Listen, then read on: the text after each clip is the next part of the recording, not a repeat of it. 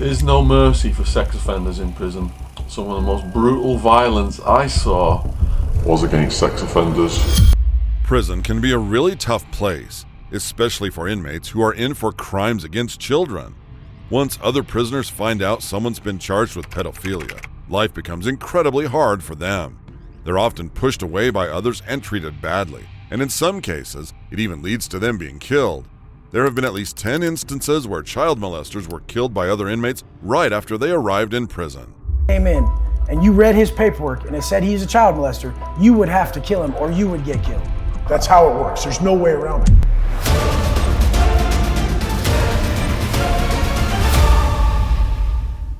Number 10. Jeffrey Epstein. 2005. A huge scandal broke out involving Jeffrey Epstein, a wealthy American financier and convicted sex offender. The Palm Beach police started investigating him after hearing he'd been trafficking young women and children. Epstein was part of some high-end social circles where some really bad stuff happened. Even though the accusations against him were serious, like being involved in the sexual abuse of girls, he managed to get off pretty easy in 2008 because of his money and connections. He only served 13 months in jail, even though there were about 36 victims, some as young as 14 years old. July 6, 2019, Epstein was arrested again, this time on serious charges of sex trafficking of minors in both Florida and New York, and they didn't let him out on bail. But just when you thought he'd face justice, on August 10, 2019, he was found dead in his cell. They said he committed suicide, but a lot of people were skeptical. There were all these rumors that he had dirt on some really powerful people involved in sex trafficking, and some folks started wondering if his death was a suicide or if someone powerful had him silenced. Number 9. John Geoghan. August 2003, inside a Massachusetts prison, John Geoghan, a former Catholic priest who became infamous for his role in a huge sex abuse scandal in the church, met a violent end. Geoghan was born in Boston in 1935 and became a priest in 1962. This started a dark period where, for decades across various Massachusetts parishes, he was involved in some terrible stuff. Despite many accusations against him, the church leaders, including a big figure like Bernard Law, kept protecting him, allowing him to continue his wrongdoing without getting caught. This whole situation was blown wide open in 2002 by a team of reporters from the Boston Globe. They won a Pulitzer Prize for showing how the church kept moving Geoghan around, basically ignoring the danger he posed. He finally got caught and ended up in prison, where he faced an ironic twist of fate, similar to the dark impact he'd left on others. In prison, another inmate, Joseph Druce, who had a violent past and connections to a hate group, decided Geoghan was a target. Druce saw Geoghan not just as another prisoner, but as a symbol of the evil he claimed to stand against. After planning for a month, Druce killed him. This murder right inside the prison, under the watch of the authorities, stirred up a lot of debates and made people question the safety and management of the prison system. Number 8. Liam Dean. In HPM Leeds, Liam Dean, who was 22, was locked up for doing something terrible to his own newborn daughter, Luna. She was only 2 days old when he hurt her badly because he couldn't handle her crying. Sadly, the attack was so severe that it caused fatal brain injuries. At first, Dean tried to say that Luna had just fallen, but doctors quickly figured out the truth from her injuries, and he was arrested and given a life sentence. He had to stay in prison for at least 10 years before he could even ask to be released. But here's where it gets even more tragic. Not long after he started his sentence, Dean was found dead in his cell. His cellmate, a guy named John Westland, was charged with killing him. This whole thing just shows how harsh life can be in prison, especially for those who hurt children. It's like a never-ending cycle of violence behind those walls. Number 7. Jeffrey Dahmer. May 1960. A guy named Jeffrey Dahmer was born in Milwaukee, Wisconsin. He'd later be known as the Milwaukee Cannibal, one of the most infamous serial killers in the U.S. Between 1978 and 1991, he murdered 17 young men. His crimes were dark. He would drug his victims before killing them, and then engage in even more horrifying stuff like necrophilia and cannibalism. His crime spree finally ended in July 1991 when he got caught. The details that came out were so shocking that it rattled the whole country. He was sentenced to 15 life terms in prison, but Dahmer's story didn't end there. On November 28, 1994, while he was working in the prison gym bathroom, another inmate named Christopher Scarver killed him. Scarver, who was in for murder himself, said he did it because he was disgusted by Dahmer's gruesome actions.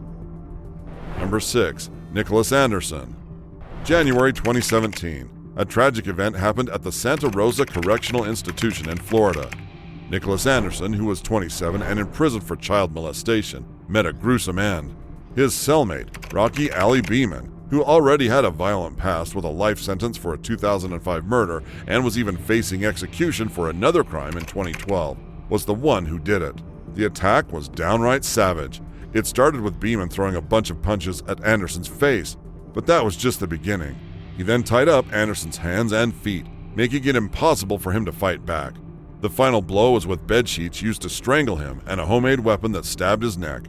They said strangulation was ultimately what killed Anderson. Beeman's actions just added to his already violent record and ended up earning him another death sentence.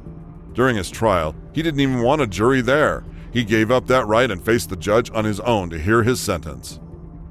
Number 5. Theodore Dyer. June 2013. In a quiet apartment in Grand Haven, something awful happened that shook Mary and her kids. Ted Dyer, a neighbor who seemed friendly, was caught sexually assaulting Mary's daughter.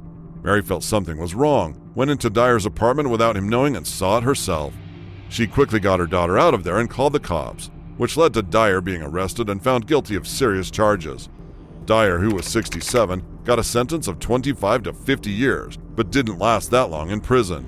Just 10 months into his sentence, he was killed by his cellmate, Stephen Sanderson, who was already in for another crime. Sanderson couldn't stand hearing Dyer talk about what he did, and so he decided to end it, admitting to the murder later. Wish to plead to murder in the second degree. Guilty? Yes, sir. I mean, not to justify that, but that goes to show one wouldn't be so sure of having a great stay in prison once you are identified as a child molester. Number 4. Richard Huckle. October 2019. Inside a UK prison called HMP Full Sutton in Yorkshire, Richard Huckle, who was 33 and from Britain, met a violent end. He was notorious for an array of heinous sexual offenses against children in Southeast Asia. Pretending to be a teacher and photographer, Huckle took advantage of kids in places like Malaysia and Cambodia. He sexually abused nearly 200 kids, as young as 6 months and up to 12 years old. For this, he was caught in 2016 and given 22 life sentences. The way he died was just as shocking as the things he did. Another inmate, Paul Fitzgerald, attacked him for about 80 minutes using makeshift weapons such as a toothbrush, a pen, and an electrical cable. Fitzgerald was trying to make Huckle feel the pain he had caused those kids. The attack was incredibly brutal and even took a turn towards cannibalism. Fitzgerald, who the authorities called a psychopath, seemed to find some twisted joy in what he did, showing no regret. He really didn't seem to care about human life at all. Later, the court gave him another life sentence, making him serve at least 34 years because his actions were so extreme and disturbed. Now, some people might think it's good that someone like Fitzgerald exists in prisons because it means one less person out there harming kids. But then, it makes you wonder if it's really right or fair to think this way. It's a tough call, isn't it? Number 3. Roy Whiting. Roy Whiting, who was 61 at the time, was stuck in HMP Wakefield Prison, and it was a tough life for him there. Back in 2000, he did something awful. He kidnapped and killed an 8-year-old girl named Sarah Payne. She was just living her life near her grandparents' place in West Sussex when it happened. This crime really shocked the whole country and led to a new law called Sarah's Law, which helped keep children safer. Because of what he did, Whiting was very unpopular in prison. Other inmates didn't like him, and in 2018, 2 of them, Richard Pendergrast and Kevin Hayden, attacked him. They made a knife out of whatever they could find and went after Whiting, hitting him mainly in the head and neck. It was a fierce attack, and it showed just how many other prisoners disliked him. He survived, but life was hard for him there. He faced constant threats and attacks. It was a direct result of the horrible things he did before he was locked up. Number 2. Robert Munger. July 2020. At the Airway Heights Correctional Center in Washington, a 70-year-old guy named Robert Munger, who was in prison for serious crimes involving child molestation, child rape, and possession of child pornography, was killed by his cellmate Shane Goldsby. Munger was serving a long 43-year sentence because of his crimes, and things took a turn when Goldsby found out that one of Munger's victims was his sister. The news drove Goldsby over the edge. The attack was brutal. People who saw it said Goldsby just lost it, hitting Munger over and over, and you could hear the sounds all throughout the prison walls. It wasn't just a random act of violence, it was deep personal revenge. Munger didn't survive the attack, and his death was as harsh as the pain he had caused. Later in court, Goldsby expressed how sorry he was to Munger's family. He was torn up about what he did and the pain he caused his sister. The court ended up adding nearly 25 more years to his sentence. Number 1. Mitchell Harrison. October 2011, inside a prison. Mitchell Harrison, who was in jail for the rape of a 13-year-old girl, ended up being killed brutally.